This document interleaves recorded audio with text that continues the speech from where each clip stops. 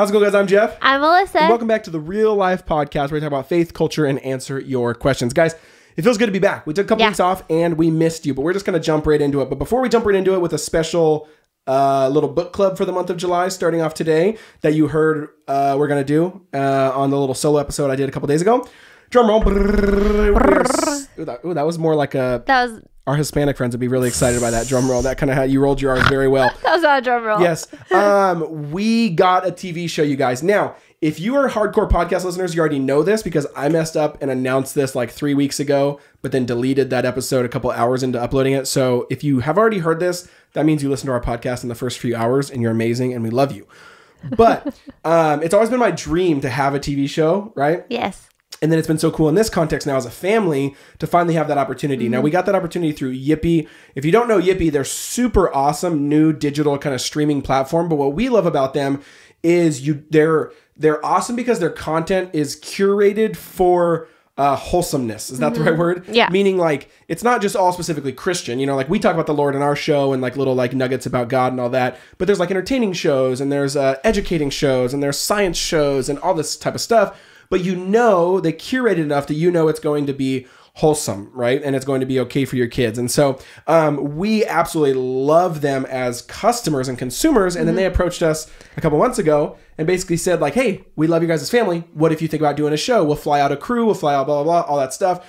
And what happened is I was right when that started happening, COVID. The pandemic. That's all you need to say. Just one word these days, just COVID. And then so instead of just canceling it, they were like, you know what? You shoot decent enough with your stuff and your equipment. What if you shoot it and we still do a professional editing behind it? Shout out to Matt. You're amazing. And we do that for the first season, kind of like call it like Quarantine Chronicles or something like that, right? And so we did that, guys, and it's a 10 episode season. Not all of them are up yet. If you start watching, I think like 3 are up so far, but it is a blast. It's a blast. What have you been loving about it so far? Or what have you been loving about watching them too? I mean, we actually sit down and have little like movie nights with our kids to watch them. Well, I kind of feel like it's selfish in a way because it's like, oh, we get to capture our family by doing a TV show. Yeah. It's just like we take video and stuff, but I don't feel like we would capture it in the same way unless we had this opportunity. So yeah, it's just really fun. We just kind of take you in the day in life of what we do, special outings we take. You get to see a little bit of Maui and also just like everyday life in the home and just how we implement God and faith into the everyday moment. So it's really fun. The kids are so cute, and my favorite is there's a little thing on there when Kinsley takes the camera throughout the called Kinsley Cam season. Yeah, we call it Kinsley Cam. So it's pretty fun. We're really excited. Yeah, guys, just like Alyssa said, the premise is really fun. So it's kind of like called the Beth Keys Ordinary Adventures is what I kind of call it, and it's essentially us trying to find the beauty and blessing and goodness of God's love in an ordinary adventure, going outside, going on a walk, going to the beach, you know, playing this game, playing with the flashlights, and trying to teach the kids about God and his love in a very ordinary, integrated to our already kind of active day. And it's super fun. So we absolutely love it. I'd love to get your guys' feedback if you watch it. Let us know what you think. Let us know what you want to do for future episodes. Real quick, though, before we move on, Yippee hooked us up with, I think, one of their best discounts they offered any of their partners to hook you guys up. And so it's, I think you get, if you sign up, there's 2 different ways to sign up. You can go to jeffandalissa.com/Yippee. And if you go there, all these discounts and everything will already be applied. So you don't have to enter anything, but it's a free 7-day trial. So you can just test it out and try it out. And then it's 25% off for your first 3 months. So super amazing deal. Or if you want to go to yippee.tv, so that's YIPPEE.tv, and kind of check out the more robust site with what more programs they have and all that stuff, then use the code BETHKEY at checkout to get that same deal. But it auto applies if you go to our site, jeffandalissa.com/Yippee. But yeah, they have awesome, like they have original shows. We love Jonas Gets a Job. If you get like, it's amazing. So it's basically like Mike Rowe's Dirty Jobs, but a kid does it. So he goes and does other adult jobs per episode. And like the kids love it. He becomes a stunt coordinator one day, a dog trainer, a lifeguard. It's a blast. We absolutely love it. And yeah, Yippee's just really cool, and we've been super stoked on it. So yeah, check it out. We love you guys. We're so stoked on it. It feels like a big dream that we've been hiding, and we're so excited to announce it. You got anything else before I move on? No, I'm excited to hear what we're going to be doing today. Oh, by the way, on Yippee too, they also own the and like license the. They basically are the home of VeggieTales originals now. A lot of people don't know that, but VeggieTales is still creating new episodes with new, fresh, original content, and Yippee kind of owns and is that place. So that's really, really cool. Okay, you ready for episode 1 of Jeff and Alyssa's book club? I'm so excited. Right? So the way we thought we would do this, guys, just to kind of, we think it's fun when Alyssa kind of plays a little bit more of the audience perspective. And so I've read this. You haven't read it because I kind of want to get your reactions from it. And she wants to read it, but I've also been kind of stealing it. You know, I mean, like I've already read it. I read it months ago. It's not out yet, but I got to read it early. And then I've been rereading it again this month. And it's just really, really good. So the reason I went back and forth on this, but I'm actually really, really, really excited we're doing this. We've never done this before. If you guys like this idea, let us know, because then we'll do more book clubs in the future. But we're going to spend the entire month of July, the next 5 episodes, kind of zoning in and zooming in on this book. If you're watching on YouTube, it's American Awakening, excuse me. I endorsed it. I love it. John is a friend. We absolutely love him. He's incredible. And he's one of those guys where when the book even is better when you know him. Because sadly, us being in a Christian author world, sometimes it's the opposite. Sometimes I love the book, and then all of a sudden I follow that person on Twitter, or all of a sudden I meet them, and I'm like, ooh, that book is tainted now. This is the opposite. John is the absolute real deal, and it is so, so powerful. And the subtitle is 8 Principles to Restore the Soul of America. And I just wanted to lean into it because this book I thought was just really profound. You know, you guys know I try to read at least on a low year 60 to maybe 80 books a year. But this is the book for our moment. It's 30,000 foot level, so it kind of goes across the spectrum of death, despair, race, personal spirituality, corporate spirituality. Like, it's really a high level of just like, what is going on in our country? What is going on? How timely. Exactly. Yeah. And what's crazy is he wrote this, books get written early. So he wrote this, a year ago, and it's even like more timely now. Yeah, so cool. So with all that being said, we got about 15 minutes left, and so I just wanted to kind of chat about it. So we're going to go through the first couple chapters. Never mind, because you know who's talking. We will get through the first page. Knowing who's hosting this book club. But first chapter, and I loved where he started this book, and this really grabbed me, and I'll share a story and get your reaction. Okay. So the first chapter is called "We Need to Remember," and then the rest of the title is called "The Cost of Forgetting," and I love that. There is a cost if you forget things, if you forget history, if you forget past values and truths. And what he goes into in this first page, in this first chapter, is this concept of, and I didn't know this, of the Romans with this concept of their perfect recipe of concrete. Did you know that they actually perfected concrete? No. Yeah, so it says right here, the Romans came up with the perfect recipe for making concrete that enabled them to construct magnificent structures that have stood the test of time. Like, take the Colosseum, for example. Sure. It's in, obviously it's not, perfect, but it's still standing thousands of years later. None of our buildings would be doing that right now. That's crazy. Right? Well, and even their statues, Exactly, yeah. What's the poly? I'm not sure. You want to keep going with that one? No. what the... I was thinking of all the Pantheon? buildings in Rome. Yes, yeah, thank you. But all that to say... it's really, really cool because basically he talks about that he uses this really cool metaphor of the Romans invented basically one of the best, most perfect versions of concrete we've ever had, even one that beats us today. But it was a recipe that got lost. It got lost, right? And we know that this is true because it's only been recently rediscovered, and it's very specific, and there's a very specific science behind it of how the limestone with the ocean water and all these different types of things. But he uses this really cool metaphor of imagine all the innovation, all the healing, all the power, all the impact that was lost because that recipe was lost. Yeah. Right? Mm-hmm. And he uses that as a metaphor for our country right now of just there's a cost to forgetting ancient principles that give us blessing and goodness and unity and love and peace. And we know those principles are rooted in Jesus, in the scripture, like John talks about. But I love just the way he goes about it. But I mean, what does that spark for you when you just hear kind of that idea? What do you think? Do you resonate with that of it does feel like we're living in a moment where we've lost something in our culture, and what might that be? Yeah, well, and the first thing that comes to my head, which is very true to what is going on right now with all the racial conversations and justice. And I just think of Corey Robertson had on her Instagram like 3 weeks ago, and it's just kind of like been in my head the whole time. She had a picture of the camp that they work at, and they were setting up for camp for the summer, and she was talking to her mom, and her mom just said like I don't know the 60s. Oh, her like mom? Exactly however many years ago that was. Oh, back in the 60s. Yeah, like 50 years ago, 60 years ago, yeah. Yeah, like to this day, like this exact day and month, the exact same things were happening with riots and, all the injustice that was happening. And her mom just said, we have to do better.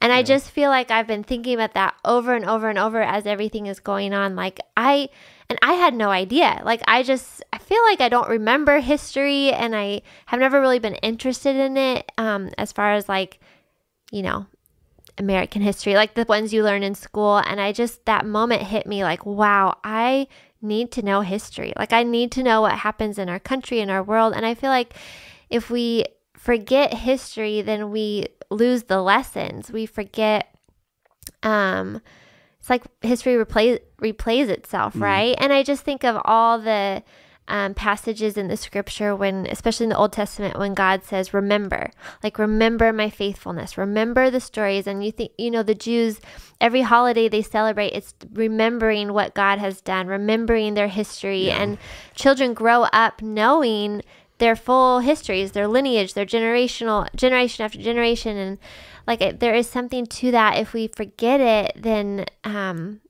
history will replay itself. We won't learn our lessons. We won't grow. We won't, just move forward in freedom. And I feel like we kind of keep doing the same things, and which is so sad, because I feel like if we really learned from history, there would be so much more freedom and growth. Yeah, that's so good.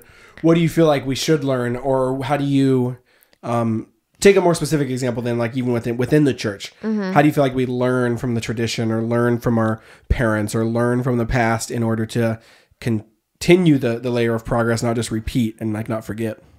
Sure. Well, I think there's so many things there. I think,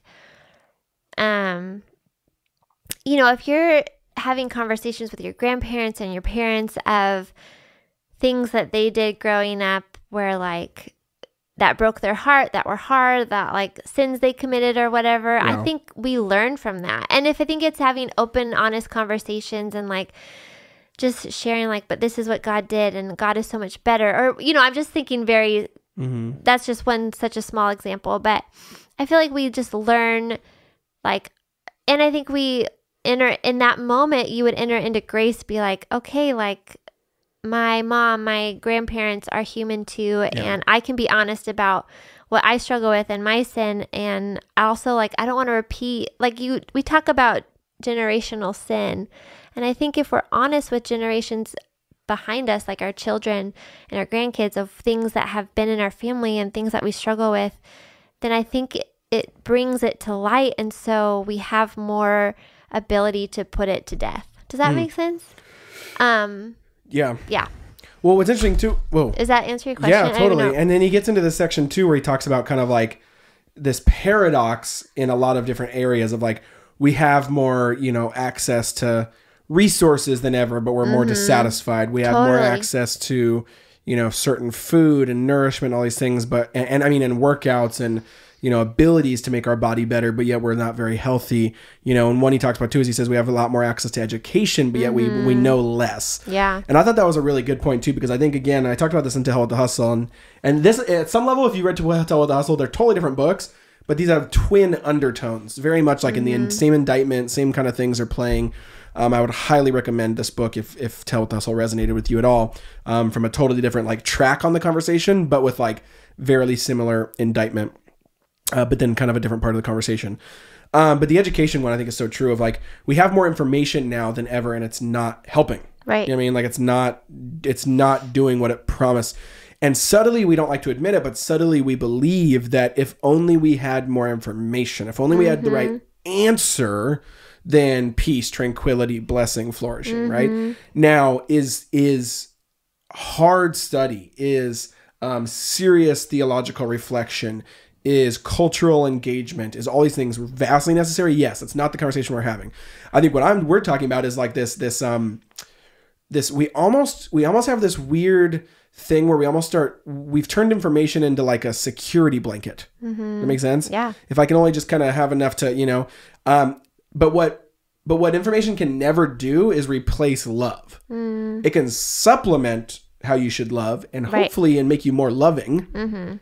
That's also, by the way, a good rubric, by the way, theologically speaking, but also just anything you read or engage with.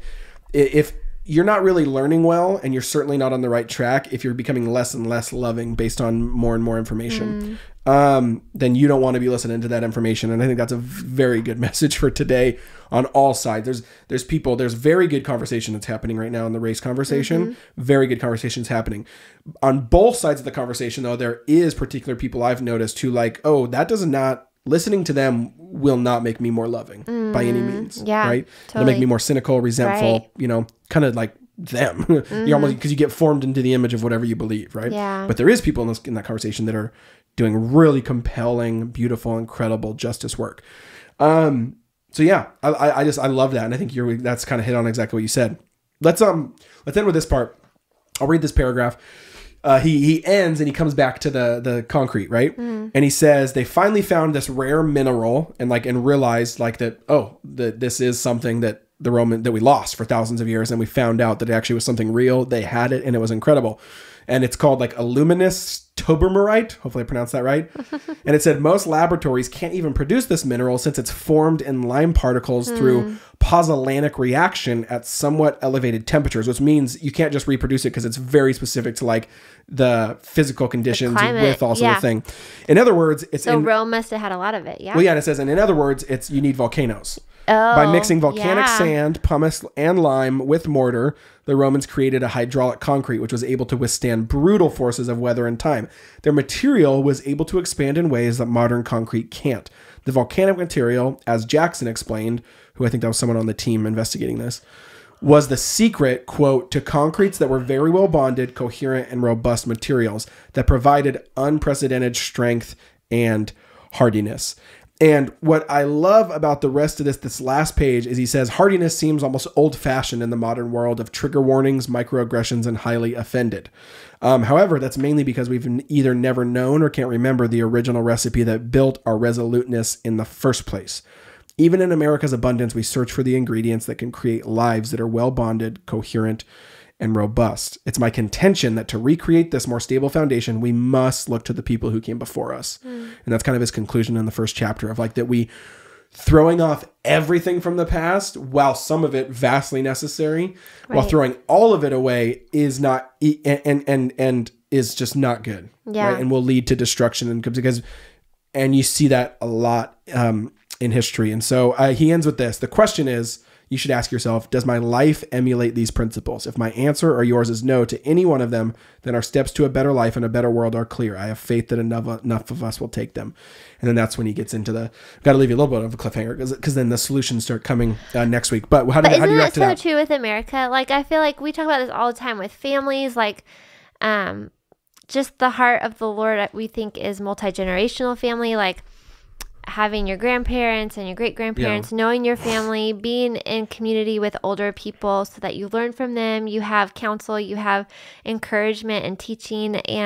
But the American way is just to be so independent. And I feel like it's to throw off anything that's authoritative. It's to throw off truth. It's to throw off learning from history and just being humble and seeking counsel from older people. It's just let's start all these new things, independence. Let's go and be a new family. Let's, instead of just, and I feel like that is so true with the American, I don't know. It's just the telos or something. It's just kind of what is taught instead of when you look at the, different cultures, they're so embedded in the family and multi-generational and telling stories and telling history, and there's something so profound in that of just growing and I don't know. I'm sure you have so much more to say about that, but no, I love that. And I think it's two, there's two tracks going at the same time. I think there's the civic history that you're mentioning, the American narrative that is steeped in independence, and then there's also the religious undertone that goes farther back than America, and to the Protestant Reformation. I think the Protestant Reformation, has blessings and curses, just like everything. And the curse of it is, continue to, split and reproduce, right? Kind of like a cell. And that's why you have like 47,000 denominations, right? When you only had like the Catholic Church for the first 1,500 years.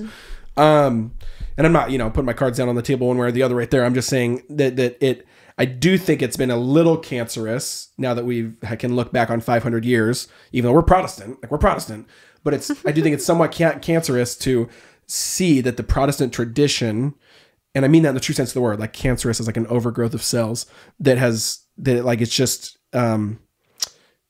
innate in it, right? In the things that actually gave it its power also kind of, then like went outside the fence, and now it's just any disagreement is new denomination, Yeah. And I just don't think that creates long suffering. I don't think that creates love. I don't think that creates unity that doesn't look like a new family or a new people of God, like God calls us to be. So yeah, I think the last thought I'll end on too is I love what you said. And I think, I love what John said too, that it reminded me of we talked about that hardiness, right? Mm-hmm.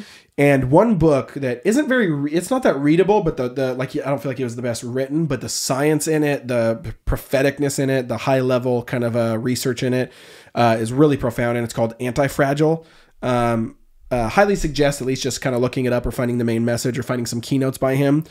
But he basically talks about this idea of like, our culture is beginning to actually like coddle and create enormous fragility, meaning just where everything and everyone is offended by something, or it hurts, or it's a pain point.